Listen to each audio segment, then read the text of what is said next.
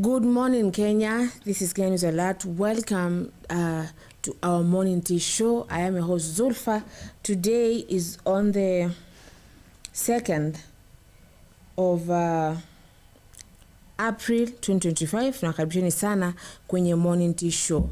Please do feel welcomed. Who am I here with? Good morning, guys. She is with Tilda. I'm back. Mi ni mtu wa shughuli hapa na pale, so msiponiona siku moja 2 3 na kwanga niko shughuli nyingine.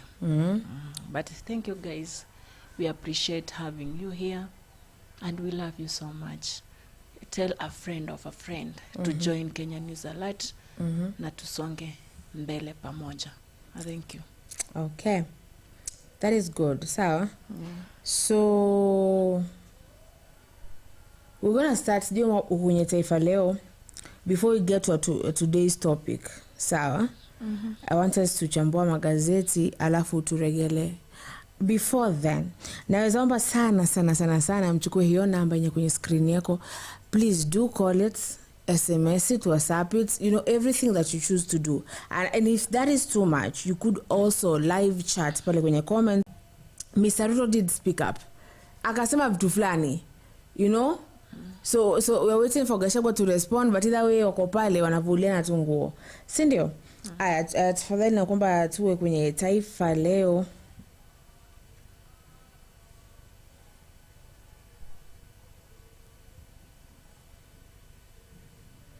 Kwa taifa leo kuna Karua Kalonzo wadai Ruto na Raila wanasuka njama kuweka IEBC mfuko.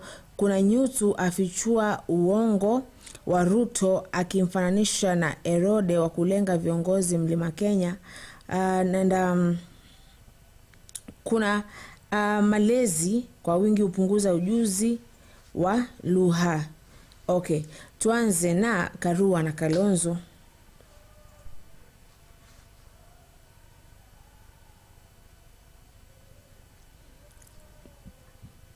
Viongozi wa upinzani Jumanne Aprili 1 mwaka huu walikataa mchakato unaoendelea wa kuunda upya tume uchaguzi, wakishtumu Rais William Ruto na kiongozi wa ODM Raila Odinga kwa kuwavuruga. Viongozi hao pia walidai kuwa kuna kampeni za mapema na zisizo halali zinazoendeshwa na chama cha United Democratic Alliance UDA cha Dr. Ruto na Orange Democratic Movement ODM kinachoongozwa na Bwana Odinga. Wakiongozwa na kinara wa Wiper Kalonzo Musyoka, wakuu wa People's Liberation Party Martha Karua na Eugene Wamalwa wa DAP Kenya walidai kuwa serikali ya Kenya Kwanza inapanga kudhibiti mchakato wa kuajiri makamishna wapya wa tume huru ya uchaguzi na mipaka IEBC.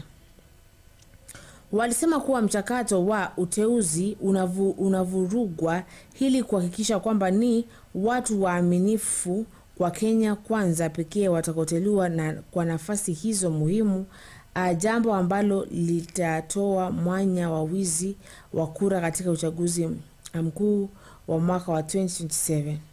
So basically Kalonzo Karua aitwaje Wamalwa, they had a press conference. They talked about how they want to be part of the IEBC, like walikuwa nasema kwamba the opposition should have a chair ama should have a say, representatives kwenye IEBC, but apparently they have not gotten any of their people to be put in those positions. So sasa wana claim ni kama ya kwamba Raila na Ruto wameshikana ndio waeke watu wa ODM na UDA ndio waweze kufanya nini, kuiba kura. What would you say about that? Kimeumana. Kimeumana. So Raila na Ruto wameungana ndio waeke watu wenye wataweza kuiba kura. I don't understand there why, because like wanaeka watu wao because upinzani ni nani? Si ni Raila? Raila si upinzani anymore. Sasa venye alishajoiningi serikali, so yeye si part of upinzani. I think Kalonzo, Karua, Gachagua sasa watu wamebaki wa upinzani sio. So these people, politics are just politics, as we always say, daily. Raila can be there, lakini hata wakati IEBC nafanyika anaweza kosa kujua anything that is happening there. Or he can know what is happening there.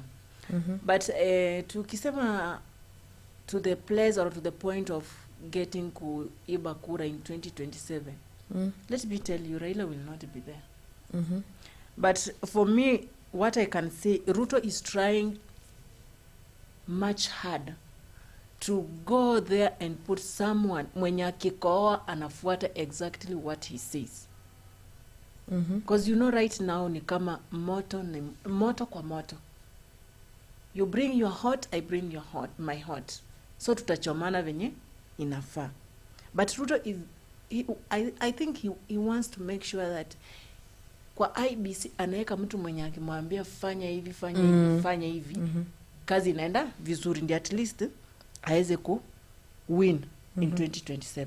You know, like right now, Ruto ana think 2027. If we are here outside talking about Ruto kufanya kazi, unajua anawasikiza tu. Like I heard yesterday when he was saying like that kama unataka kushindana na mimi, enda utafute sera. Ukiwa na sera, utengeneze, ujue, uambie wananchi the way you will make the health to be, you make the education, housing, water, electricity, roads. Yani, he was talking about all things that he said in his manifesto. So anasema, actually, if unataka kupambana na yeye, ukuwe na sera. Lakini bure haumwezi. Hakuna mtu ambaye atamweza hata kidogo. Hata ukuje na nini, hata ufanye nini. Kama huna sera, huna. That's why I'm telling you, he's trying much better. Aeke pale kwa IEBC mtu mwenye akimwambia ukikosa kufanya hivi nikianguka 2027 wewe ni kifo. Nani atakubali kukufa? Nobody. Mtu anasema tu wacha nifanye at least hata kama nitafanya mara moja nipate hiyo pesa na niende ama nifanyiwe venye wanataka. Because of fear. Unajua wanaweka watu fear. That's why mpaka sahi wajaweka mtu hapo IEBC. Wanaendelea kufanya hizo nini? Wazo wangekuwa kuweka hiyo kitu ingekuwa iliisha kitambo. Unaona inaanza inazima. Inaanza inazima. Ni sisi tunachezewa akili. But all in all, so basically, but they should have representatives hapo. Zingunafaa kuwa pia na watu ambao wametoka kwenye vyama, makamishna wa IEBC ambao wametoka kwenye DAPK, kwenye People's Liberation Party, kwenye Wiper, si ndio? Na Gachagua ambao tunangojea. So they should be people. Let us continue. So tushangazwa na jinsi utawala wa Ruto umejizatiti kudhibiti na kuelekeza mchakato wa uajiri wa kamishna wa IEBC kwa lengo la kutaka tume inayosimamia uchaguzi. Huu ni mpango mchafu ambao tunaamini unalenga kuiba kura katika uchaguzi mkuu ujao ili kuendeleza utawala wa Kenya kwanza ambao tayari umepoteza imani ya Wakenya, alisema Bikaroa. Akihutubia wanahabari kwa hoteli ya Serena, Bikaroa alisema kuwa hadi sasa mchakato wa kuorodhesha majina umeacha nje wa Kenya wenye sifa bora na uzoefu. Kulingana na takhmini yetu ya waombaji zaidi ya 1400 waliotuma maombi na nafasi hizo, wakitishia kwenda mahakamani, viongozi hao walidai kuwa baadhi ya walioteuliwa wana sifa za kutiliwa shaka na wameonyesha waziwazi kuwa na upendeleo kwa vyama vya UDA na ODM. Tukimnikuu, this is Bwana Musyoka, that is Kalonzo Musyoka, anasema kuna madai makubwa ya ukosefu wa uadilifu na mgongano wa maslahi. Baadhi ya walioteuliwa ni wanachama wa miundo ya uongozi wa UDA na ODM, na katika miaka mitatu iliyopita wamefaidika na uteuzi wa upendeleo wa umma kutoka kwa Bwana Ruto na Bwana Odinga. So basically, as Ruto and Gachagua are fighting each other and wanna spill the beans, wanna spill to the beans. At that time bado Kalonzo, bado anaitwaje, Karua, bado Amalwa, they are there. So actually that press was yesterday, na bado ikabaki they were in Serena. So anapigwa every side. Ile side ameenda Murima anapigwa, this side anapigwa. It must be really hard for this for sometimes, yes. Sababu imagine akipigwa anapigwa solo, apigwe na Bwana Odinga, una get hivyo. Sababu hata watu wa Murima hawajaanza kupiga Bwana Odinga, wanapiga nani? How would you govern like that? How would you rule like that? How would you do actually anything for the people like that? Wakati sasa every side there is no support, na support ambayo hipo it is kidogo. Right now I was talking to someone, they were like, I fear like niseme bele mabeshte ati support nini Ruto because kidogo I get occupied. Sindio? So how can a president work wakati they are being fought in every side, Tilda? It's so hard for a president to work. Because hata akisema anyamaze, when he's silent, you never know what he's thinking. Because he just rise up once. Unaona venye alikuwa ametulia. Na sasa jana venye ameamka akaanza, ukiwa na sera, ukuje upigane na mimi. Lakini kama kaa uko kando, usijaribu. Unajua hizo ni kama vitisho, anakuambia hadharani. Kama una sera, mwenzangu kaa tu huko. Because hutaweza kubishana na Ruto. You can't. Ashakwambia. So tafuta sera, enda kwa wananchi. Atena akasema vizuri, enda kwa wananchi. Tafuta sera. Uone venye utafanya hizi vitu zote zenye watu wanalia. Wanalia health, education, water, electricity, roads. Hizo vitu zote umake sure. Uambie utafanya nini yenye Ruto hajafanya. Wakikubaliana na wewe, and then you come back, uanze kubishana na nani? Na Ruto. Unadhani kama kwamba it is akona hiyo haki ya kusema hivyo, ya kusema kwamba if you do not have that is like said manifestos, if you do not have that you keep quiet? Do you think you should? Kwa hata ukisema na unasema hujafika hapo, haujui venye uko kuko.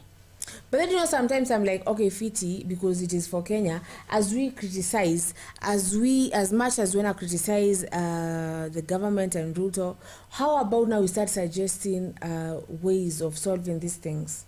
Like mtu aseme isha ikifanywa hivi na hivi mimi nitakuwa sawa. Not to try to help the government, because maybe right now we don't help the government, but to try to help Kenya. We are doing everything for Kenya. We're not doing it for ourselves. Like you say, when hakuna employment, I suggest this and this and this and this. So will the government listen to this and this and this and this instead of criticizing? Sometimes maybe hiyo help kidogo ya kusema ya kwamba ebu jaribuni tukinunulia vijana mayai waanze kuuza, itakuwa tumetoa stress. Tukifanya hivi na hivi kuhusu health, itakuwa tumefanya hivi na hivi na hivi. Lakini if you just criticizing every moment and solutions. But let me tell you, Sofa. Kenya, the problem that we have in our own country is we have a lot of lies. Lies. Everyone. This one comes, tells us, I'll do this, I'll do that, I'll do whatever. But when it gets to that place where he or she wanted to be, anageuka. asijua anaonanga there is a lot of money there, so this money I should keep for myself for the coming years that I'll not be working here in the government. I think these people always do that, no? They just save money for their coming years if they'll be there, or for their kids.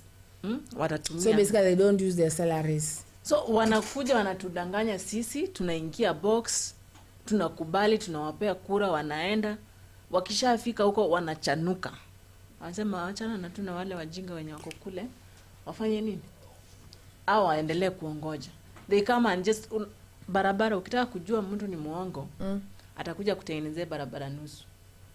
Akuachi njiani. Yaani kukuonyesha nimefanya. Tena atakuja kuambia, ukicomplain anakuja na kuambia, si barabara nilitengeneza ikafika pale. Sasa pale mahali imefika ndio wanapanga.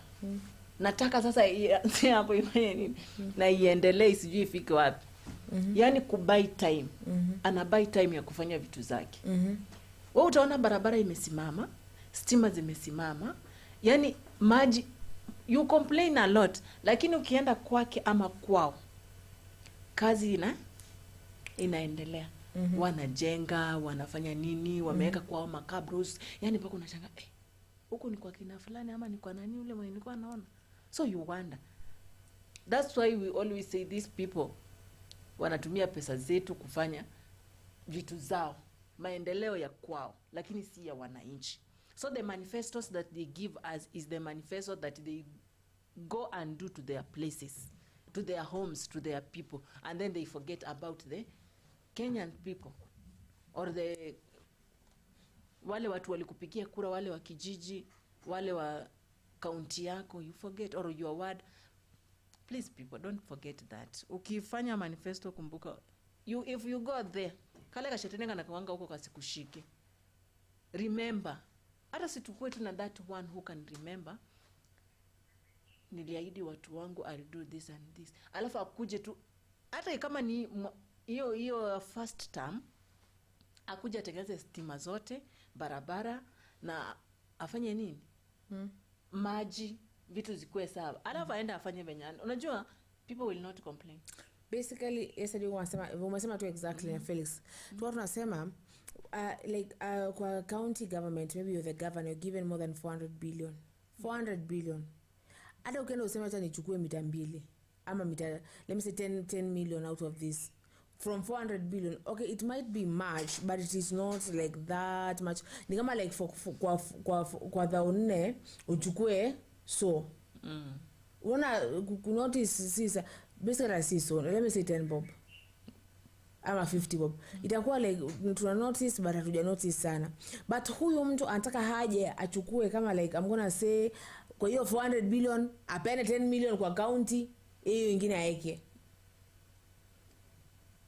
And that is not ajieke aende yani. By the way, mimi kitu nimeona with these MCAs, governors, MPs. I don't know about president because me hata sijafika kwa president. Not even, I'm not sure if I'll get there one day. But one day maybe my daughter will be, or my son, or whoever. Wakiingia kule, mtu akiuliza kampeni hapo, I think mkikampeni wa mnaenda kwa huyo mtu mnaona yani mpaka kwao venye kuna lakini once amepata hiyo kiti, my friend, you get mpeni 2 years. Kwao kutakuwa everything. Mpaka akona gari unashangaa jamani. Kwani huko wanapeananga magari ya bure vipi? Nilikuwa naambiwa MCA, sijui ni MCA wa hii Kitengela ama ni MCA wa wapi. I was being told that that MCA apparently akikuwa MCA yako ameoa but alioa na akahama from one bedroom akaenda kuishi to stand alone. So basically the people that wanakupea kura, they are always watching.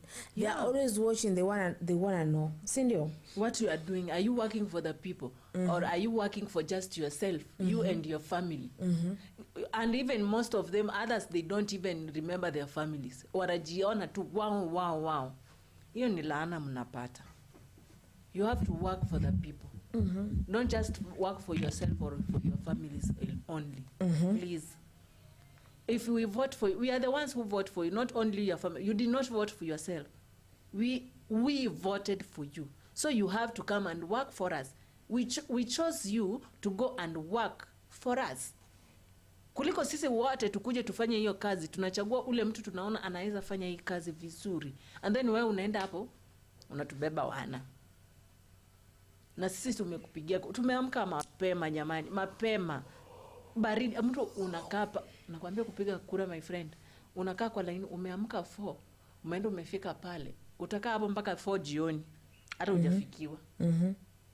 And then somebody comes and does such things. Barabara zenyu ziko tu.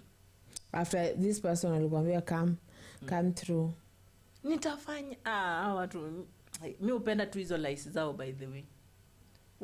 Wakikudanganya hapo nani nani sasa mnafanya tu yes nitafanya, yes nitanunua, yes nitawatengenezea, yes. Haya mnasema sasa huyu ni mzuri tumpeni kura. Mnampea kura.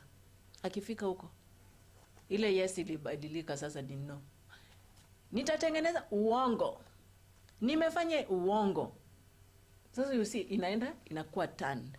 Hata unajua unaweza pigwa. Kenyans wakikasirika wanakuanga na tabia moja mbaya. Unaweza shiko kwa barabara na gari yako na upigwe. Hiyo ndio shida ya Kenyans. They can even bora udanganye mahali umetengeneza alafu wanakuja kuangalia hujatengeneza. Watakutime walai. There is another time I saw there is an MCA aliatakiwa na wana vijiji. Anakuja na gari Prado. Anakuja kupita kwa barabara imeaibika, mvua imenyesha, imejaa mashimo, iko na maji. Walimtime tu kwa hiyo barabara. Alishuka kwa gari, wakamtembeza kwa hiyo matope na maji mpaka kwake.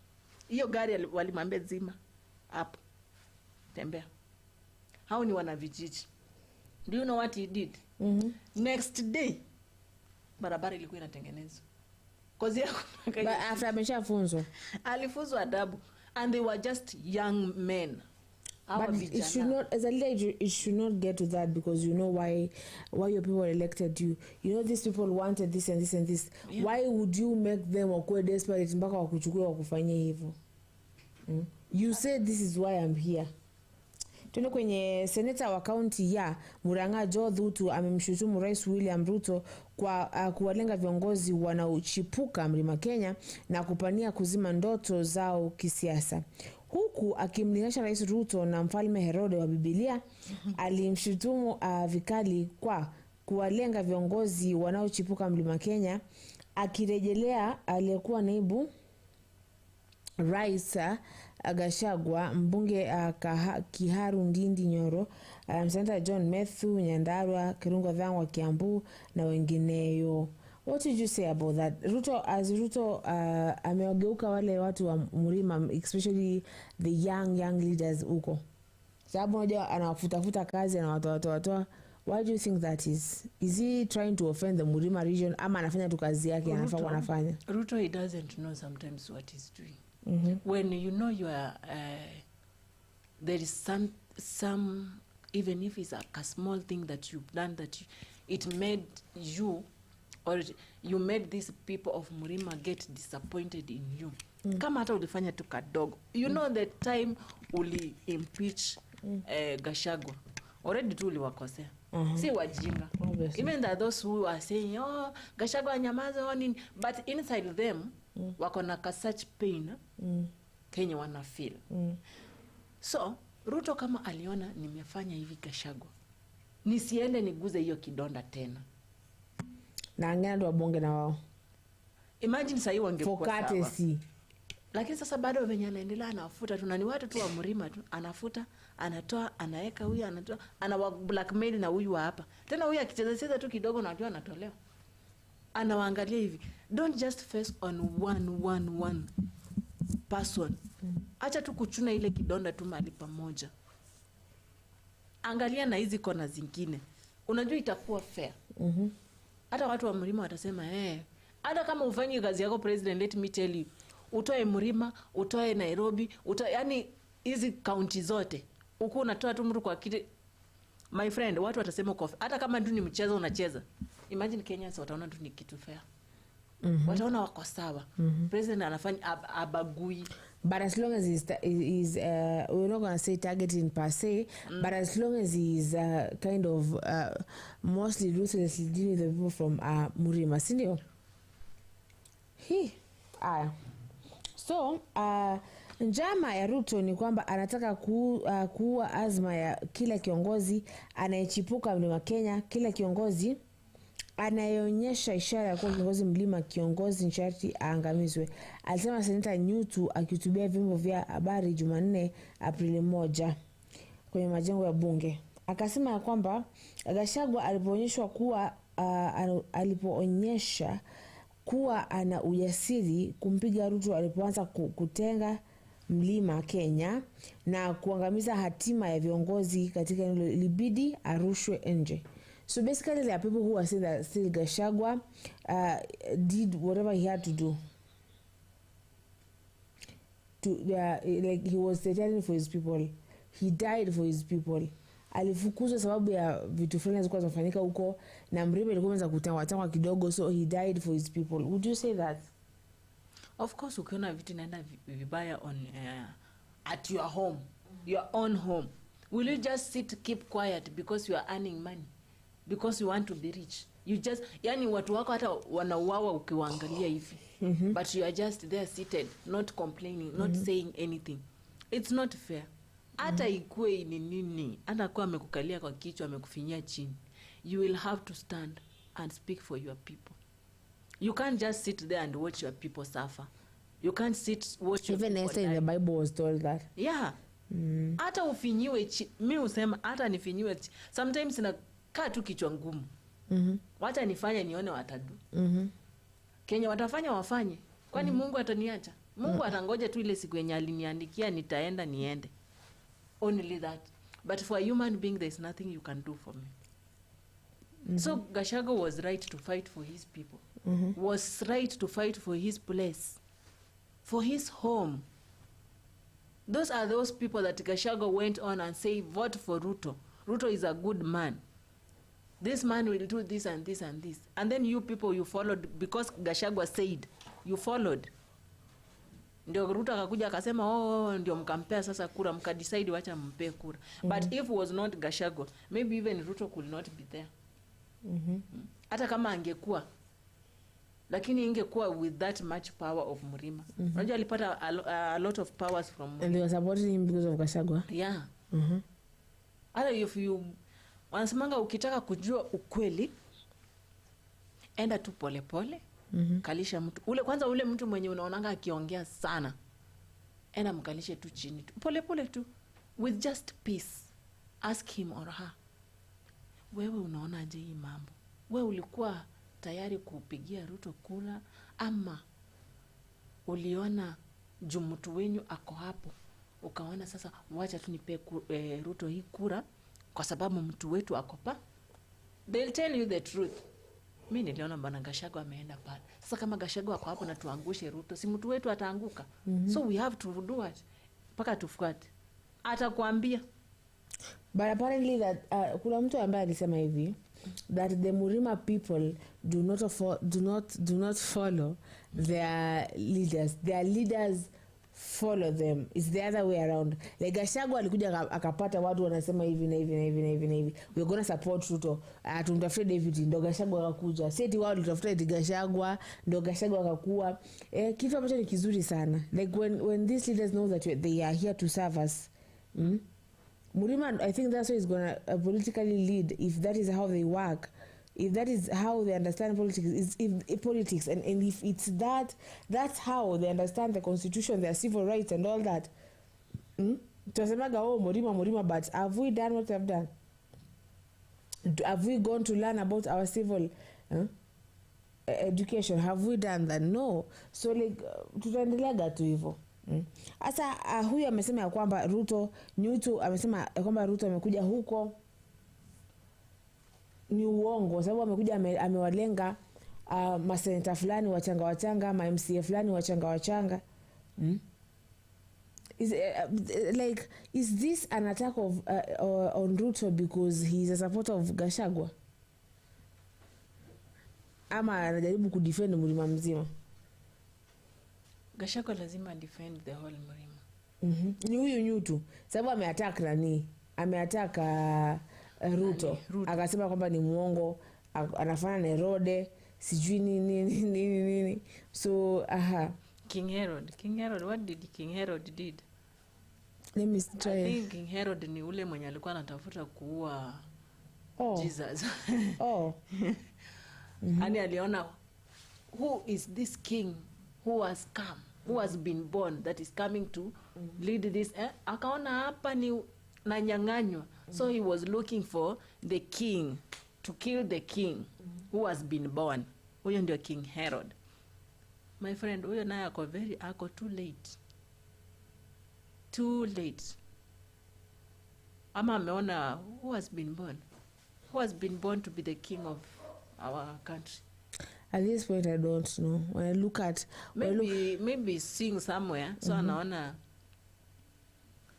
Herode sasa ameingia. Herode anainukanga wakati ameona there is a new king. Alitumia hiyo jina vibaya. Cause Ruto si ati amekuwa hapo the whole these years. Ruto amekuja juzi. Na ndiye anaelekea. Anaelekea. Na hakuna mwenye tumesikia hapo ati yako anakuja kusimama hiyo kiti. Hakuna mwenye amejitokeza hivi anataka kabisa. Bado unajua watu wanaangalia venye kuko. Wana create vyama. So we can't say he's a road right now. Lakini wakati atasikia there is someone who is coming for it, you will see Ruto standing now. You will see Ruto now saying what he's supposed to say to all of Kenyans. But Kenya si ati anafaitia mlima. Mtu tu say right now we just say ana mimi naweza tu amka hapa niende anaanza kusema Ruto ni muongo ama Ruto ni mkweli ama Ruto. Everybody talks about Ruto. Now should they be fighting right now? Gachagua and Ruto. It's not time to fight. Yapigana. Unajua Ruto amekuja ametoa official, tutaweza kucheza hiyo video in a few. Like amekuja amesema kwamba he was asked for 10 billion. Like Gachagua alikuwa anamuonga 10 billion. Na the last time tumesikia kwamba Gachagua amesema alikuwa yeye mimi Gachagua I was being bribed 2 billion. Yes. So who is speaking the truth here between the two? This one tried to give me 10 billion so that I can be a one-time president, and then the other one alisemaga kitambo akasema kwamba they tried to bribe me with 2 billion shillings. Gachagua na si ati namtetea guys, msinirusha mawe. See, you always say Gachagua hana kakitu. Ametoa wapi hiyo 10 billion ya kubribe nani? Ruto. Ametoa wapi? Ruto is the one now who will go for these people, and hata akitaka Gachagua anyamaze, lazima atampea kakitu. Kwani Raila ananyamazanga na nini? Kakitu. Raila anaingianga box na nini? Sasa hivi Mgikuyu hataki hiyo kitu. Mgikuyu they are here for the land. You know he's a Maumau son. Maumau. And I don't think they can be bribed with small things like money. Small things like 2 billion. My friend. Small things. Sometimes Gachagua speaks the truth. Alafu watu mnaona Gachagua ni mjinga. Lakini kuna siku moja wakati Ruto aliingia kwa kiti akamaliza 1 year 2 years, watu walisema afadhali nani? Afadhali Uhuru. Lakini Uhuru alikuwa si walikuwa na complain. But afadhali hata Uhuru angerudi. Right now Uhuru akisimama, my friend, people will vote for him. Yeah, you would vote for that president. Yeah. Sasa mtasema afadhali tu ule mlevi wetu mwenye anakuja kusoma nini inaitongaje finance bill anakuja macho ikiwa red, ikikataliwa nasema haya ninaweka kando, maisha inaendelea, lakini vitu zitaongezwanga tu kisirisiri kama hamjui. Unajua Ruto alikuwa anacheza game zake vizuri. Mnakata finance bill anaiweka kando, lakini kesho ukiamka mafuta ya gari imepanda, mafuta taa imepanda, mafuta ya iduku inapanda hivyo tu pole. Lakini now you are saying afadhali yeye kuliko nani mwenye yuko sasa. Akisimama saa hii, I'm sure you will vote for that man. mseme tu acheni tu relax hapo. Yaani hata siku zake zimpate hapo. Sasa tena mwingine akuje akuwe worse than Ruto.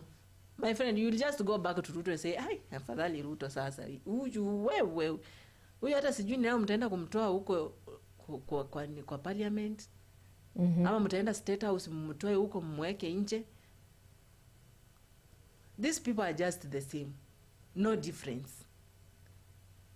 Sijui mwenye atakuja mwenye atakuwa different, sijui atakuwa nani. Na tujui kama tutakuwa ama tutakuwepo. So guys, we just have to accept what is there. We do things. We are the one who voted. Why are we regretting? I love my grandfather Jew. He never regrets. Hata mwambie unga imepanda sukari, anakuambia mimi niliamka mapema nikapigia Ruto kura. Mimi nilimpigia. And you know what? Hata akisimama tena nitampigia. Watu wako tu same. Hakuna difference. Hata mseme ni mpole ni nini. Akifika tu pale the same. Kuna kuja tu wale tu, ni wale. Ndio tunaambiwanga wanadamu ni wale. Achana na mambo yao. Shughulika na mambo yako. Ni wanadamu tu. Maybe tungoje Yesu akuja to lead sasa in Kenya. Right now. Ruto alikuwa wasi. Kibaki akakuwa wasi. Who will be better? You don't know even if you vote for another person, another president to come there in 2027. Ujui kama atakuwa kama Ruto ama ataongeza sasa kachumvi karoiko kasukari mbele ya Ruto. You never know. But guys, let us just focus with what we are doing right now. So basically Trump pale, as you're saying, everything you're saying Tila is very true. Senior, but Trump pale producer, like I'm gonna say 1 minute aweze kuitengeneza video ya Nyutu akimtetea Gachagua. So tuweze kumsikiza Nyutu akimtetea Gachagua. Now, you are telling me that we need, unajua hakuna vile utasema that okay, when the queen is crowned, yeah, they usually say God save the queen. Sawa? God save the queen. I don't know what we say here. Do we say God save the president? Ama we say what? Ama inabaki tu ameshashika hiyo stuff, sawa? Wacha ingie kijani huko, wa dust huko State House, maybe kesho aingie ofisini, si ndio? But now should be God save the president, ama God save Kenya. Si ndio? But as God is saving Kenya now, as God given Kenya resources, you know, kuna kitu moja, as these people are fighting for I don't know what they are fighting for. Sawa, as these people are fighting, let me ask you something. Kuna huyu mtu mmoja Traore. How did Traore pay debts? That person now is ajadaiwa. Nana damdai. Alilipa madeni za huko na kafukuza wa Faransa any mkoloni kwa country yake. That person Traore, that person, how did they pay that? Are we ever going to pay madeni? How are we ever going to pay to fix? No, as I know, kidogo just a moment. Are we ever going to pay to create jobs, sawa, for the youth? Are we ever going to fix the shars? Are we ever going to build barabaras? Are we ever going to build our hospitals, you know, and equip them with the best machines for analysis and all that? Are we ever, wakati sasa tunapigania eti oh my god, kai Ruto anaenda Mount Kenya. Mount Kenya is part of Kenya. Hajatoka hapa tekabaki anaenda kuzuru Dar es Salaam na Samia Suluhu ajui. He's going to Mali. This is his job. He should go there. Yes, there have been differences, but for now, please, can we focus on something else? Who will ever pay for anything?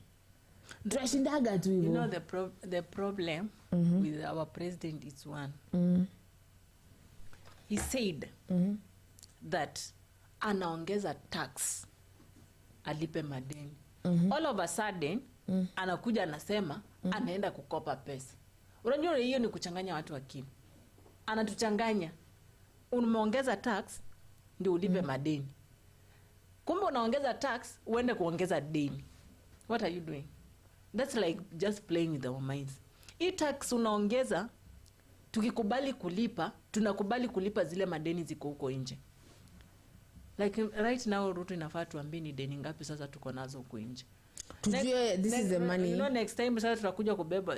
Sasa let me tell you, like right now Zulfa, we don't know if Kenya is ours or we are sold.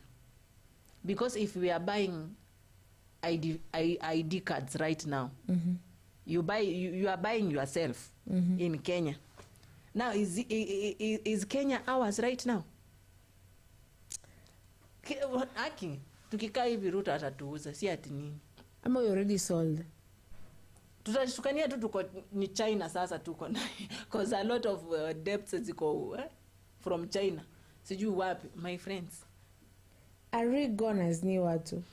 Somebody who is just near our president should just ask him some questions. Wakikaa tu wanamuuliza president, wewe uliongeza tax ukasema unalipa deni, sasa ni deni ngapi zimebaki, zimepungua ama zimeongeza? Because like right now unajua zimeongeza, sasa hata zimepita zenye Uhuru alikuwa ameweka. Sasa inafaa anakuja na tuambie tumelipa deni ya China imeisha, tunalipa deni ya sasa mahali fulani. But we don't know. Kenyans, we don't know what we are doing. Tunalipa tax, we complain, we cry, we demonstrate, people die, people shed blood. My friend, blood iliisha wakati wa nani? Why are we still shedding blood? Ama mnataka kutengeneza flag nyingine? Na itakuwa kala gani sasa? Aiwe. Who is thinking about kutengeneza flag nyingine? Because we shedded blood. Tukatengeneza flag. But we are still shedding blood, I mean. Bado tuna, so you see, ana pale Felix. Sasa ana flex sababu hayuko studio leo, si ndio? Ati morning farm. Oh my God. Alafu anasema God will save Kenya, yes, but you must start with yourself to contribute change in it. Where are you now? You should be here contributing to the change of Kenya. Umeenda kukula matoke. Nyinyi mmeuzwa hawa Kenya. Basically the land, when the land is sold, have you ever bought a land yenye kuna watu? And now you have to go and tell them, najua sasa like hii mtaa ni yangu, mwenyewe shauza hii mtaa. They're like tubakishe tulu. Tutumiegelu as we panga ourselves. So maybe we already sold. You know, sometimes I look at these petty issues. Tunangoja wa producer atuweke hiyo nini ya Mr. Nyutu akimtetea Gachagua akimjibu rais. But before we do that, yeah, like anasema anaika, okay, sawa. To talk to you about the address that His Excellency the President made in Sagana State House, State Lodge, yesterday in the evening. Because as a person from the mountain, I strongly felt duty-bound to unearth and to expose some of the lies that the President told the audience. And one of the things that I noted with the presidential speech is that he contradicted himself. And one of the things that he badly contradicted himself in was saying that he had no hand in the removal from office of the Honorable Rigathi Gachagua. You must have observed that when he said that it is not him that did it, that it was Parliament, he then took the nation on a journey of the differences that they had with Rigathi Gachagua. He told Kenyans that he was making cases every day with Rigathi Gachagua. He said that the MPs approached him for 2 times, and every time they approached him, he said no to impeachment. Meaning that when it finally happened, and he confirmed it, it had his blessings. He said, he told the country that for that time, they told him they had to do it, and he gave them his blessings. The other thing that he contradicted himself in is saying that Rigathi Gachagua was demanding 10 billion. Every one of you knows that there's a time Dennis Itumbi mentioned a figure of 6.4 billion. And there has been many. So you know that the major test of truth is inconsistency. When there is no consistency, then it tells you it is not true. But you know, we have it on Jeff Koinange interview, sometimes in 2022, some 14 days, some 12 days to the elections. He said, there is an interview with Raphael Tuju, who said that William Ruto had demanded money in order for him to support Uhuru Kenyatta then, that is in 2013, explaining that he needed the money to be able to convince his people. So I think William Ruto thought that what he did is what Rigathi Gachagua was doing, because it's out there that he demanded money to support Uhuru Kenyatta. And so the other lie that he told the nation is that the road going to Amunyoro was made by him, and all of us know that that is a road that was opened in 2020, and we have images of Rigathi Gachagua as the member of parliament for Madeira then commissioning or joining the tarmacking of that road, and it was opened in 2020. But of major concern to me is a road that he mentioned in Murang'a that does not exist. There is no road in Murang'a that interconnects Kiharu, Maragua, and Kandara, as he said, and maybe I would want to call upon him to go and consult his notes, because there is no such a road.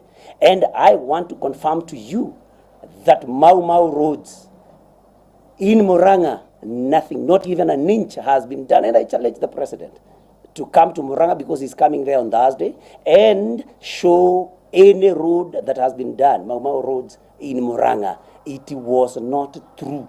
But what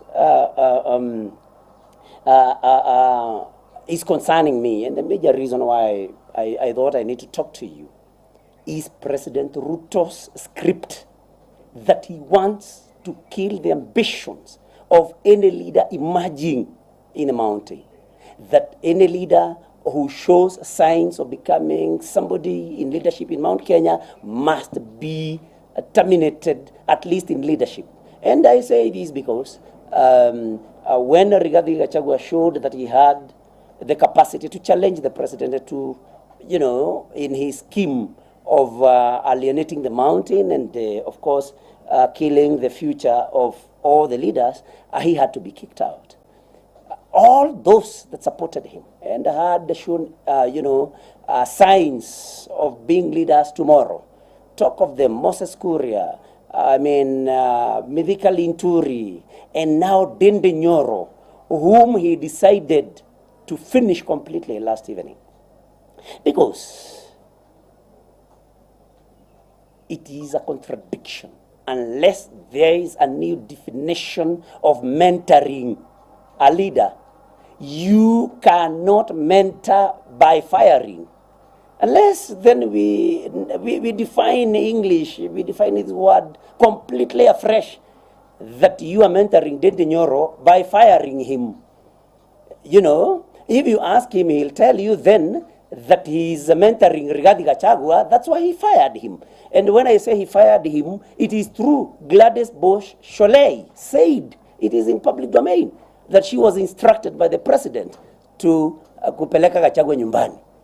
Tabitha Karanja, the senator for Nakuru, confirmed on an interview with Inoro TV that she was called to State House by the president and told to vote yes to the impeachment of Rigathi Gachagua.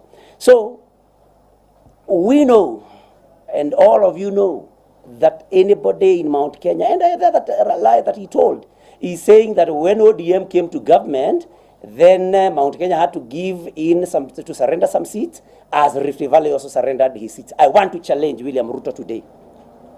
In the Senate, where I was chair, which seats Rift Valley gave away or surrendered for ODM? Joe Nyoto here was chair education.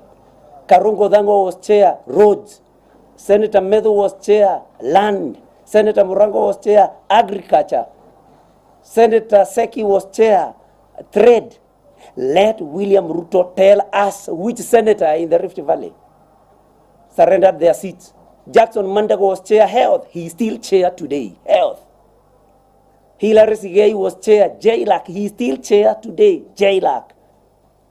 The senator for Trans Nzoia, Senator Chesang, was chair, ICT. He is still chair today, ICT. Senator Murgo of West Pokot was chair, Labour. He is still chair today. How can we allow the president to tell a lie like that when they were not even intelligent in their script against Mount Kenya? At least they would have, at least transferred Mandago to ICT, Chesang to maybe health or something like that. But they remain as chairs. Let William Ruto today tell us which chair in the Rift Valley was surrendered to ODM. Because, ladies and gentlemen, we must not allow lies to be told by a person of the stature of the head of state. Going back to Ndindi Nyoro, we believe, and that is why all of us, those that I've mentioned, lost their chairmanship positions, because William Ruto does not want any leader from the mountain to grow, to hone their leadership skills. That's why all of us had to go. That's why Ndindi Nyoro had to go. And I liken this to Herod, who decided to kill all the boys. And so we must call this out. William Ruto planned a long time ago to get power to punish Mount Kenya. And nobody has not seen that clip. Nyinyi hamna shida na Wakikuyu kama sisi. Lakini ikifika mahali, unatoka William Ruto School of Mentorship. So this is something that we cannot leave to go out there unchallenged. He said that Rigathi Gachagua for 2 years did not talk about any government program on TV. But he also said that he knows he has not been doing any project because he was fixing the economy. What projects was Rigathi Gachagua going to talk about in the media? While the president himself admitted that he was not doing any project because he was fixing the economy fast, and now he will do programs. Why didn't he? What was Rigathi Gachagua going to support? The only thing Rigathi Gachagua refused to do, and that William Ruto wanted him to do, was to lead the demolition of settlements, in quotes, next to the river in Nairobi without any alternative to those residents there. And so we felt we must call out these lies. And finally, I want to call upon our people. We have seen that he is being received in Nanyuki and other places. We are telling our people, remain peaceful. But you must be paid. And Rigathi Gachagua has given you a price list. There is a charge for attending, a charge for clapping, a charge for laughing, a charge for smiling, and a charge for clapping. You must reap. It's your money. It is what would have gone to SHA. It is what would have gone to education. Take it. It's your money. But do not allow your souls to be bought by William Ruto. And we want to pray that William Ruto is not going to leave death and destruction the way he did in Nairobi when he visited. We just pray that no one will lose their lives, no destruction will happen, there will be no harassing of women. We pray that it will end up well, and when he goes back, Mount Kenya remains the way it was. For Ndindi Nyoro, I want to ask him to join Rigathi Gachagua to be able to expose these lies and to tell us how being fired has helped him in being mentored by William Ruto. Because when I checked with Ndindi Nyoro, he said that he talked to William Ruto last in October. Mentorship, again, by no communication. I mentor you by not communicating with you. And when I communicate, I tell the majority leader to fire you. Finally, William Ruto has no friends. Anybody and everybody in Mount Kenya, but we know it's about the community. Anybody and everybody who helped him actually convinced us to believe in William Ruto has now been fired. And name them. Rigathi Gachagua, Ndende Nyoro, Mithika Linturi, Moses Kuria. And please don't tell me that Moses Kuria was not fired. He was fired. You know? If William Ruto wants to fire you, he fires you and makes you an advisor.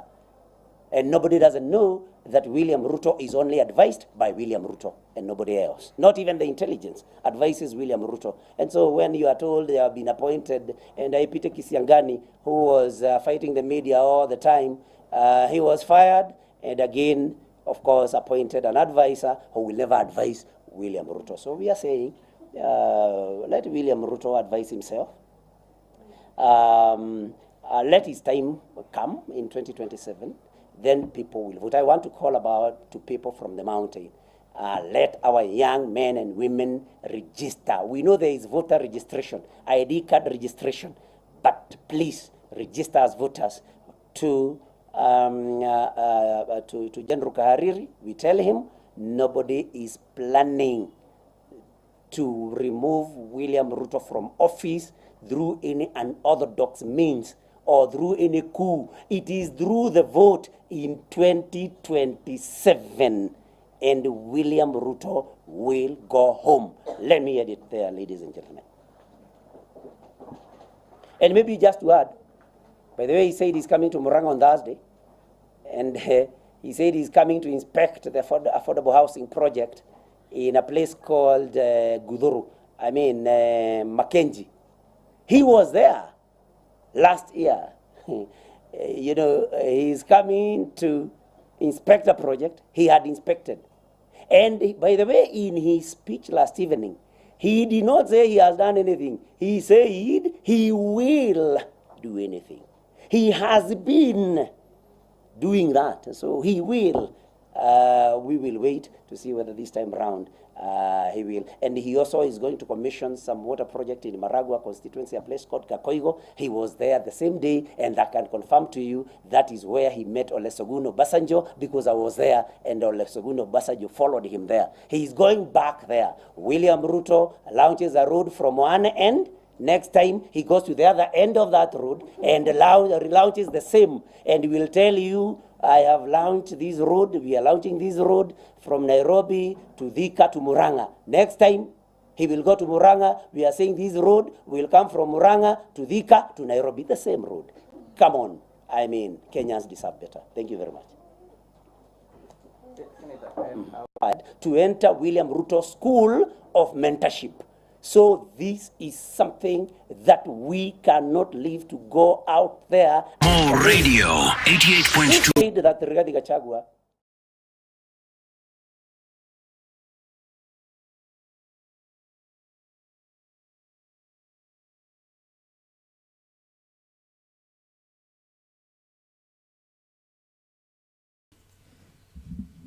Okay, so I'm gonna read the comments out there, and then we get to Nini. So, Gypsy Corner, hi Plainson Felix, hi Tilda, hi Zulfa, hi, how are you? Thank you for joining us. Yeah, so actually that is what Gypsy, that is what Ruto said about the entire Ruto situation.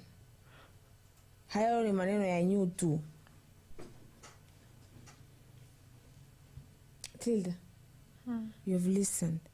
What would you say? Hey, ameongea mambo mengi mazuri, mabaya. Ni mixture. Hakuna mtu mwenye anaweza simama aongee tu kweli tupu. Ni ngumu. Hata pastor kanisani anachukua Biblia, anasoma, anachambua, alafu anaanza kuambia uongo na ukweli sasa. Lazima aweke ka uongo, awachekeshe kidogo, arudi kwa Biblia. Ni hivyo tu. Like this man, what he has said right now. Let's not let Ruto buy our souls. Ruto is not buying our souls. Ruto is buying our brain, not souls. Because akisema buy souls, my friend, we are all dead. And it's not all of us that will accept Ruto to buy his soul. Where? Ruto anatubai tu akili. Because when he comes and speaks, huwa anaongea ile paka unasikia akili yako ni kama inakwambia tu, let's go, let's move, let's continue. Huh? You know, I even called someone the other day, after I had listened to a speech, and I know that they are a close person, Hoko. And I called them and I was like, but is he all that bad? And I even asked that question here. Nakaa niko like, ama tunamwekelea nyinyi watu. Vemebonga jamaa yezi kuwa. Wezi kuwa tu mbaya tu mbaya. Kwani uliumbwaje? You can't. Ruto, wacha niwaambie guys. Ruto is not that bad. Wenye yani ukisikia mtu akiongelelea Ruto mpaka una kwani mjamaa ko aje vipi? Gawa aliongea kosa gana. Kuna msemo inasema when you hear them talking bad things about me, you have to know that I'm alive. But if you hear them talking good things about me, you have to know that I'm dead. Only dead people ndio wanaongelewanga vizuri. Sio kumbe sasa hii usikie. Zulfa was good. Hata kama ulikosana na mimi hata ikujangi mahali. Zulfa was good. Zulfa blah. I even talked to Zulfa yesterday.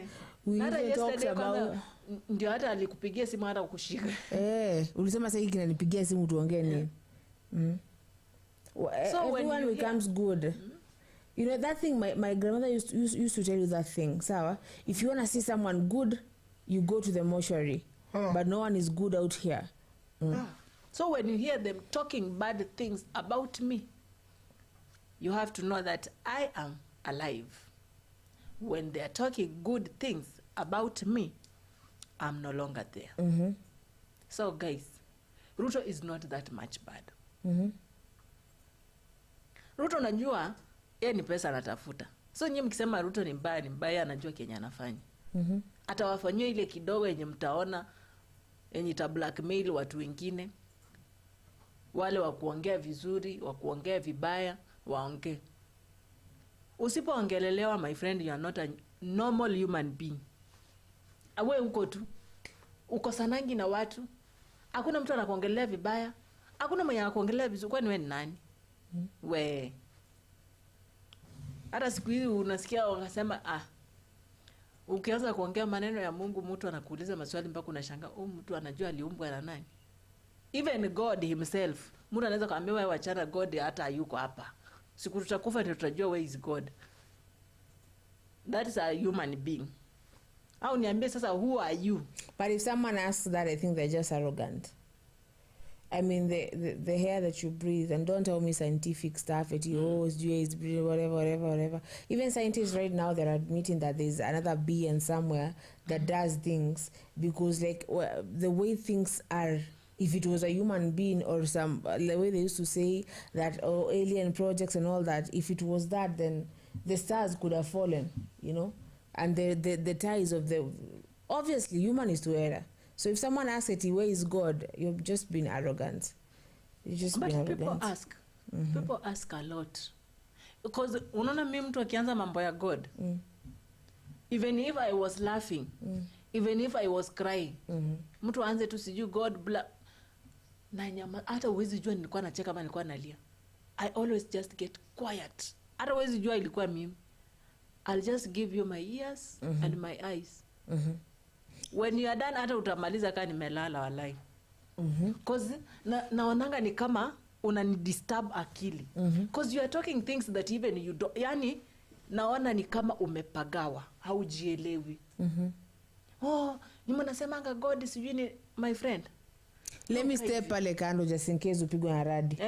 Just that. Let me be kando yako. Cause you talk a lot of things about the person you know. My friend, hewa unapomua inatoka. Yeah. Unajua, if Ruto could be that bad, my friend, mungekuwa hata tajiri angekuwa analala njaa sahi. If Ruto could be that bad, hata tajiri angelala njaa. But we like to point fingers. We like to point fingers. Sawa, I will not get into that. But just know we like to point fingers. People are no one is perfect though. Sindio? Yeah. So I didn't trust anything. This is Gypsy. I didn't trust anything. Dini Nyoro has been hiding behind building his constituency while enjoying Ruto's cream quietly. That is true actually. Ndindi has done a lot of good work. Wow. And then I told you we've been focusing on the wrong person, Ruto. And that is true. Ruto's draw is panning well. The 20 million each given to Kikuyu politicians worked. The ground was more welcoming than hostile. 20 what? 20 what, wewe? Million. Sasa ni ma 20 million does inawika. Si nikipewa 20 million mimi sasa naomoka.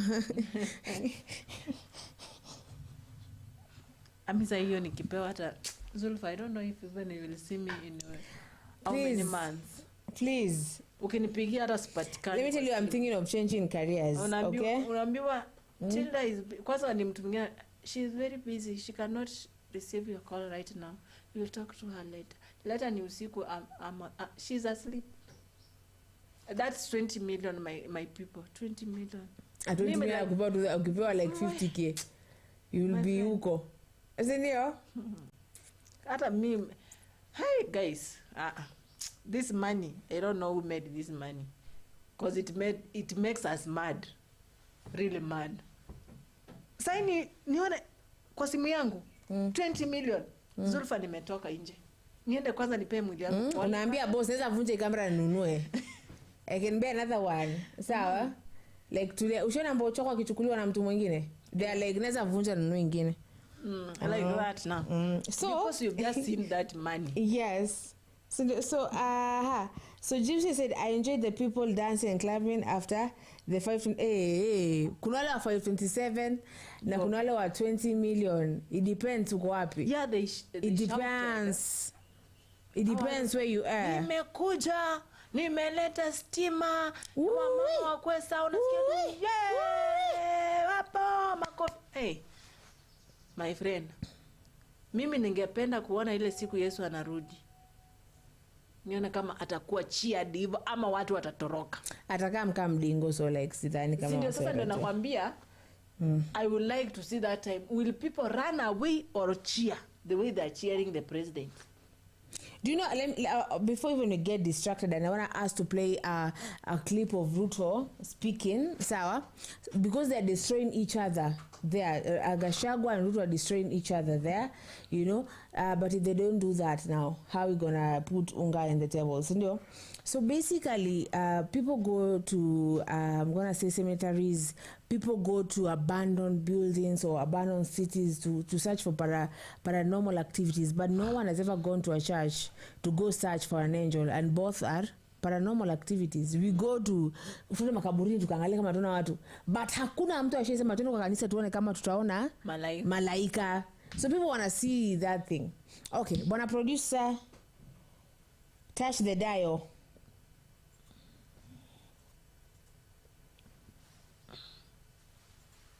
Wabunge wakaanza vita kwa sababu wameambiwa wasipopiga magoti, nasikia wataenda nyumbani. So ikafika mahali hapo, sasa nikaelezana na huyu bwana, sasa my friend, please punguza vita na hawa watu wote. Sasa ikanifikia mimi, mimi sasa, unajua, mimi naweza kukufanya one term president.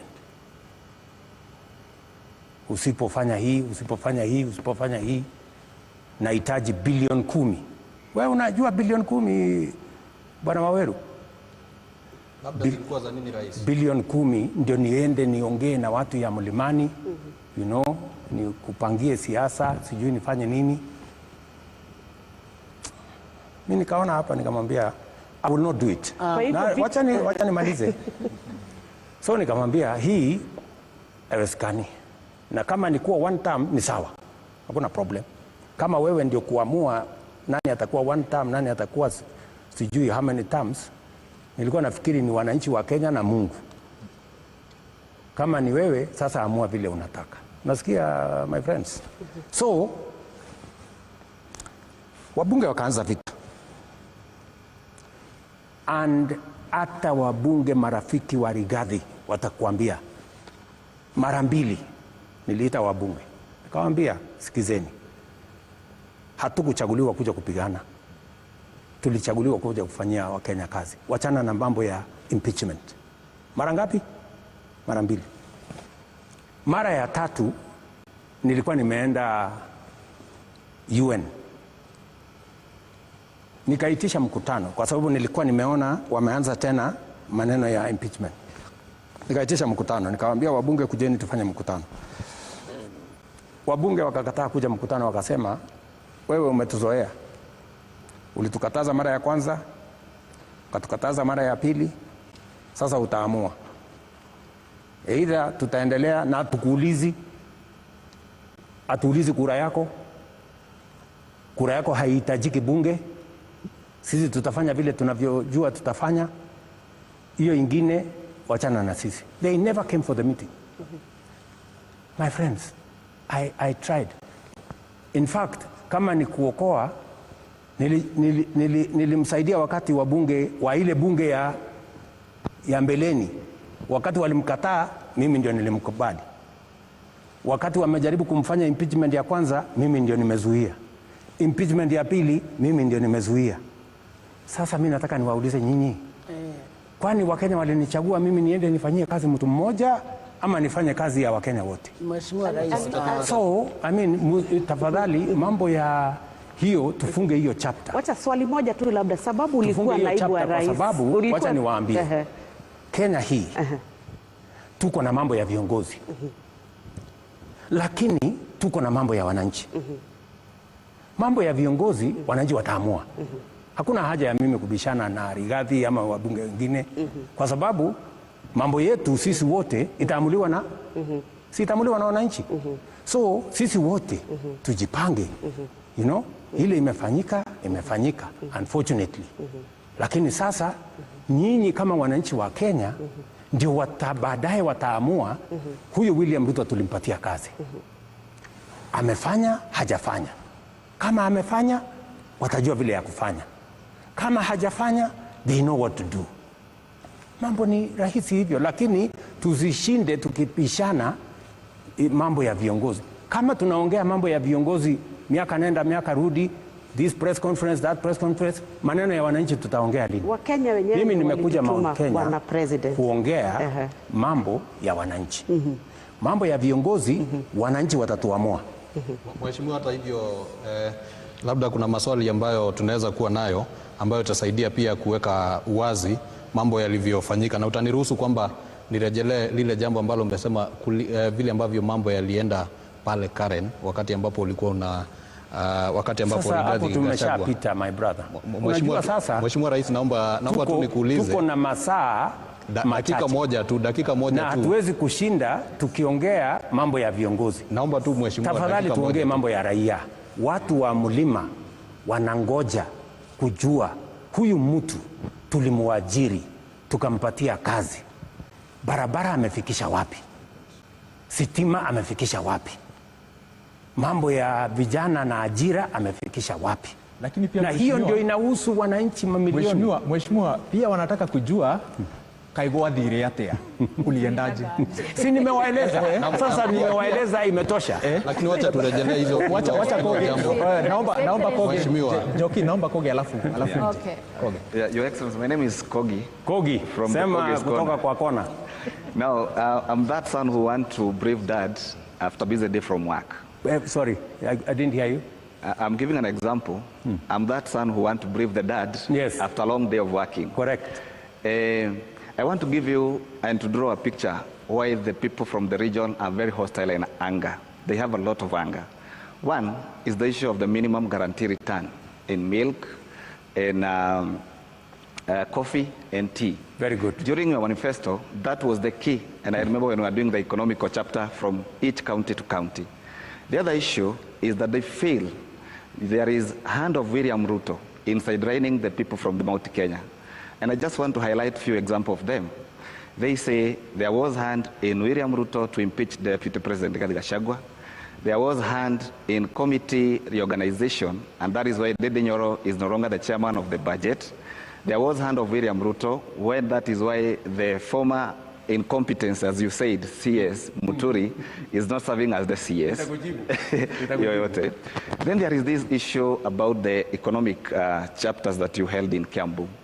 You promised the people of Kiambu that the first thing that you are going to do, you will make sure that Kiambu have to enjoy the factory of production of broiler chicken. You remember that day. Now Kiambu is the leading in production of milk. They are the leading in coffee. They are leading in matters of pottery and so forth. They feel the promises that you have made to them, none of them has been have been fulfilled. I'm going to answer you. The one, let me highlight few, then I give my rest the panelists to continue. One of them is the Darakanide Bridge that you promised within 100 days. You are going to make sure that the bridge is done. There is the Rorengo Stadium, the famous Rorengo Stadium. It is still in the structure as it was there before.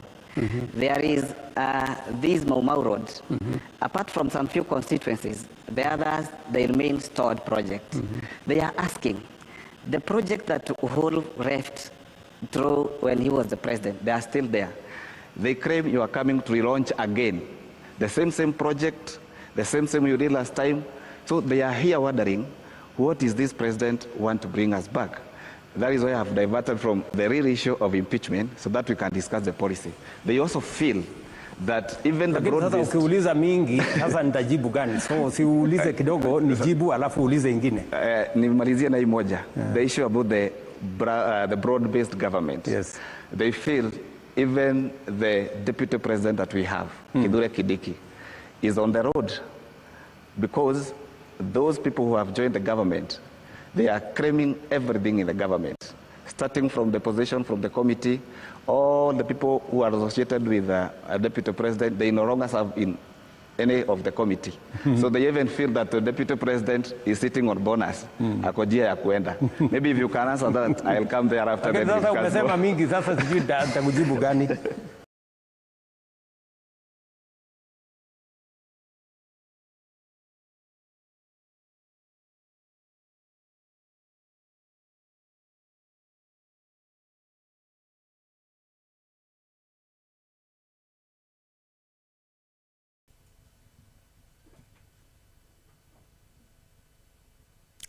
Okay, so that was Ruto. Umeweza kumsikiza pale. Aya, kuna Gypsy anasema anyway, so even just a moment. So even the Gikuyu can be bribed. 10 to 15 people were given high-profile jobs while the dancers and clappers got nothing, or 527 bob. But why did they start stoning after the enjoyment? Shame. Don't forget that a meeting between Ruto and Gachagua is being organized. Which space, when I said he will join Ruto's government, people have been laughing. Oh my God. Oh my God. Gypsy, I'm not being tribal because I have Kikuyu in my family, but Kikuyus have been saying that the other tribes have been taking bribes and clapping. Didn't they just do that? Kindiki growing wings. But man, wewe 20M mzama just for a day. 527 bob, I'm gonna say because people are desperate, yeah. So Gypsy, about that meeting, we're gonna please that one will be like revolutionary. Tilda, weza kumsikiza bwana president, yeah? Yeah. Prezo ni mjanja. Hata unasikia tu akiulizwa swali. Ashairuka. Anairuka mbaya sana.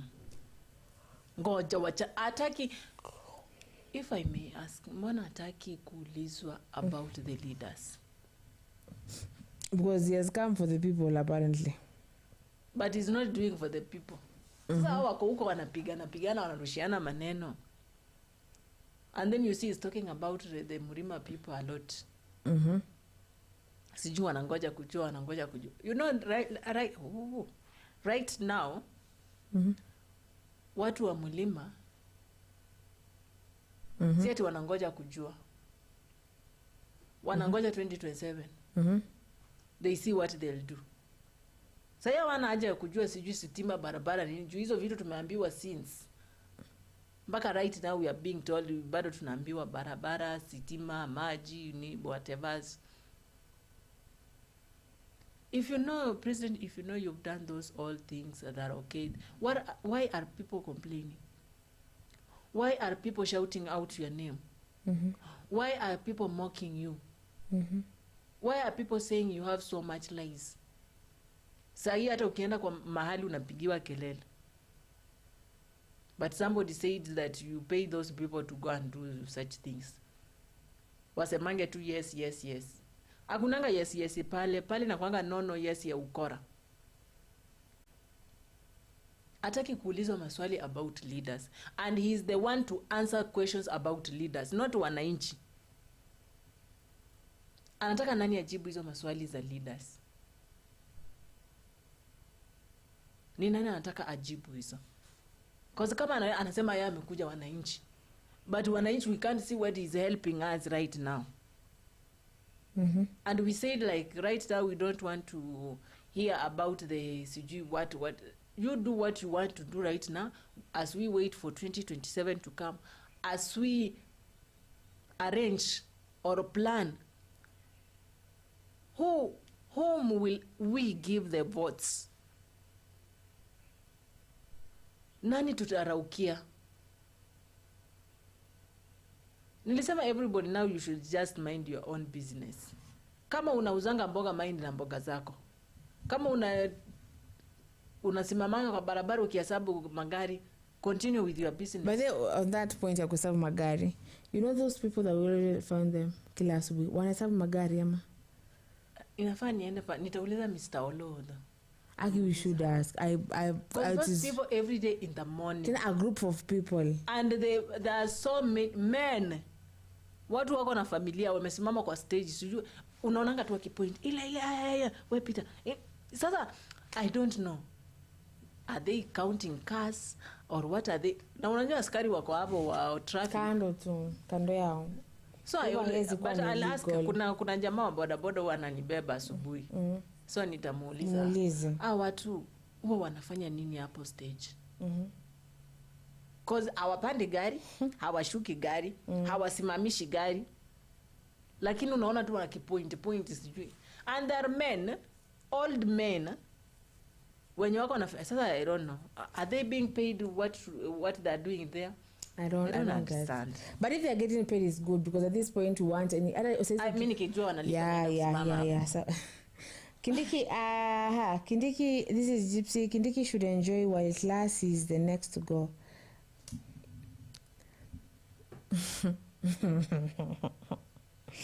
But I think that one is inevitable, yes? Like he knows and he knew that he's gonna go. He's not coming back. He knows. Sindio?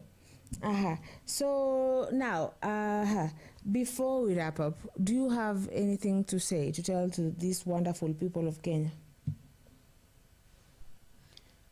These wonderful people of Kenya, my fellow Kenyans, my fellow ladies, my fellow women, my whatever, yali nyinyi wote, my brothers, my sisters, my uncles, my fathers, my all. Producer shidako nini? All of these people, I love you so much. Thank you for joining Kenya News Alert TV. We love you so much and we appreciate having you here. Nyinyi ndio mnafanya tunakuja hapa asubuhi tuwapigie mshene mkitusikiza hapa tukiwaambia what's going on in our own country, Kenya, the country we love a lot. Hata kama iko na scandals, tunaipenda tu na hizo scandals. Hatuwezi hama. Hata tukiuzwa unajua tutakwama tu, ni Kenya ni yetu. So people, as we wrap up this show, let me tell you that right now is time to work. We have no time to waste. We have no time to make noise. We have time to work. We have time to focus on what we are doing right now. If we focus on throwing words to each other, hakuna kazi itaendelea. If we keep on saying Mr. Ruto, Mr. Gachagua, Mr. whoever, utabaki hapo ukiongea hapo, yeye anakula anakunywa, wewe utaenda ulale njaa ati umekosa kazi, umefanya nini? I said if una kazi, wacha, don't just sit there complain that you don't have a job, you're waiting for Mr. Ruto to do so and so and this and this. My friend, kama bado unangoja Mr. Ruto kukupanga, inafaa umeanza kujipanga. Siwezi kaa nasema tu usiku nataka nikule nyama na mchele, na nimekaa sijaenda kazi na sina mali natoa pesa. Will I eat that nyama and mchele usiku? I won't. Plans zinafaa kuanza na wewe mwenyewe. That's what you should do, guys. You know that just some people somewhere Zulfa sitting waiting. President ulimvotia, haezi tupea kazi. Nakwambia utaimba hivyo miaka 5 ziishe. 5 na zitaisha. Kama unaimba tu ulipea Ruto upresident na hakuna kazi. Kuna ule mwenye atasema nilimpea kura, at least niko na kazi. Don't think Mr. President will give all of us jobs. No. Hata wewe pambana. At least you find something to touch on. The more you continue like that, the more you get opportunities kufikia Mr. President upate job yenye unataka sasa, ile kama unataka mzuri ama kama unataka ya pesa mingi. Yeah, that's the thing with promises, Tilda. He did promise, he did say. But let me tell you, there are some people that he has already done it for them. Which you never know which people are those. You never know who are they. Lakini yeye mali yako anajua kuna watu nimeweka job. Wewe hujui ni akina nani na utaijua ni akina nani. But whether wamepewa job kwa affordable au sinema wamepewa job place nyingine, do you think they are being given small job? Lazima watafutie, hata kama haizi kuwa anapata 10,000 tu per month, labda anapata ka 15 huko. Sidhani man. Haizi wapea this job more. This is president giving you job. Do you think he's going to give you for 15,000? You're the president. Haizi kupea job ya pesa mingi. Yeah, job inafaa kuwa like, I'm going to say to get a lot of money. President anaangalianga tena, unajua president ni mjanja. Hata mnasikia tu venye anaongea. Even if you hata ukimwangalia, my people, you'll just see this person kama anataki hata kusikiza, anataka asikizwe. And if you see a person like that, huyo ni mtu muongo hatari. Yani ukiongea anasema no, do this, I'm saying this and that. No, wait, you have to know that. You know, there's something that I usually come and I hate about all these things. It may just be like a facade that these people give each other scripts and they talk, and we are here dying for these people who, as Gypsy said, they are fine, they are good, and we are here dying for them. Like, that makes me sad. So sad. Sometimes I even feel like it's just a hammer. Cindy, so you done? You remember a great look, Tilda? With who? Gypsy. Thank you, Gypsy. When I feel, as I finish up telling these people of mine, tukae tu rather with our own life. Don't wait for Mr. President to come and make your life look good. Wewe jitafutie tu. Unajitafutia wapi, Tilda? My friend, wewe nsingie we arguments. Si ati kuingia kwa argument ama kufanya argument. Zulfa, mimi siwezi kaa hivi saa hii. Nasema ati nangoja Mr. President akuja kunipea job na niko na mtoto inafaa aende shule, anafaa kule. When will that Mr. President reach me? When? Inafaa mpaka hata nitafuta kama nitaenda kufulia mtu nguo, yani nianze as I move. Ukifanya hapa usia tutaishi hapo, unasonga. Mind mtu wangu. Acha mkae rada. Mimi naambianga mkae rada. Mkikaa mazuzu mtakuwa mazuzu mpaka Ruto amalize 10 years. Na si uongo. So mkwe careful. When you vote wisely. When you think forward. Na muangalie vizuri kabisa. Na mfanye kazi yenyu. kwa nguvu zenyu venye mnataka. Hizi complaints to complain tumekuwa tukicomplain just like that, and I don't know if zitakuja isha. Thank you. Ni Tilda. Mkikutana na mimi huko nje mnanisalimia, lakini msiniite famous. DCI watanikujia. But tukae tu, tukue good people as usual. I love Kenya, is my country.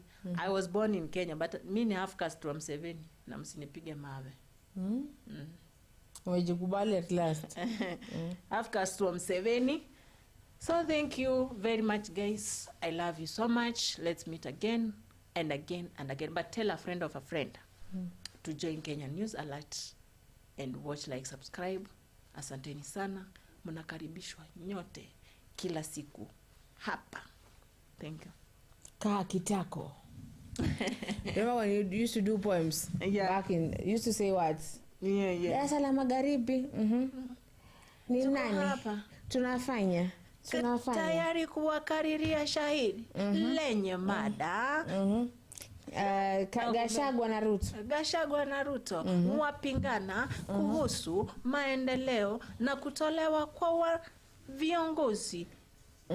Sit down, relax and enjoy. You see? Tulikuwa tunafanya once. Because that's how you have said everything that you've said. So that's when I used to do. Oh, you used to do that? Poems, mashairi. I used to do traditional dance. I mean, I used to use my money very well. Pesa yangu iko inaenda hivyo. Hata ile 100. The make sure nimeitumia imeisha. Hakuna hata bob imebaki. Nice man. Yeah, I used to use my mother's money well in school. Ukilipa fees. Mtoto asikuje kwambia mama I can't do this, mama go and try. You will do. And she or he will do. Yeah. That is that is good, yes. So people, as you've heard, mwariri wa shahiri amesema kwamba msibanduke, mkae hapo, msiguze ilo dude. Don't touch that dial, yeah? Just say Kenya is one unity. That is true. I usually say that Kenya is my first love. Like I will always choose Kenya over love, over everything, because Kenya, I was Kenyan before I was everything else, yeah? So we should always choose Kenya and Kenya and Kenya. Sawa. And let us not siasa ndogo ndogo zitugawanyishe kama sisi like Kenyans, because these people be going to holidays together, and we are here dying for them. We are here gaucho in everything, like, oh my God, and then I don't get that kind of loyalty, man. Why don't we be, I don't know if you people have watched Game of Thrones. Game of Thrones, there was a lot of people, but when I watched that movie, I choose that monk. That monk died for the 7 kingdoms. He was for the 7 kingdoms. He was not for the dragon mother or the snowman or the northern person or whatever. He was for the kingdom. So someone should be for Kenya. We should be for Kenya, because Kenya is our motherland. Kenya is everything for us. So, and if you're for Kenya, you will love everything that is for Kenya. You will love Kenya, you love the people in Kenya. So tafadhali tusije tukaaga, tusije tukaacha mafamilia zetu, tusije tukamwaga damu sababu ya hawa politicians. Let us be passionate, but with limits. If you love Gachagua, it's okay. If you love Mr. Ruto, it's okay. If you love Kalonzo, it's okay. It's okay, but Kenya should be your first love. So this is a morning tea show, and this is Kenya News Alert, the heart of politics, where we discuss everything politics and everything politics for the common mwananchi, not for huyo ambaye sijui, for the one ako hapa chini mwenye anaelewa that when you get like 20 bob, you can suffice with 20 bob. When you're given 100 bob, you can suffice with 100 bob for a whole week. So that is the common mwananchi. Yes. Have been your host Zulfa. Tupatane hapa saa 6 kamili for Sema Nasi Show. Bye bye.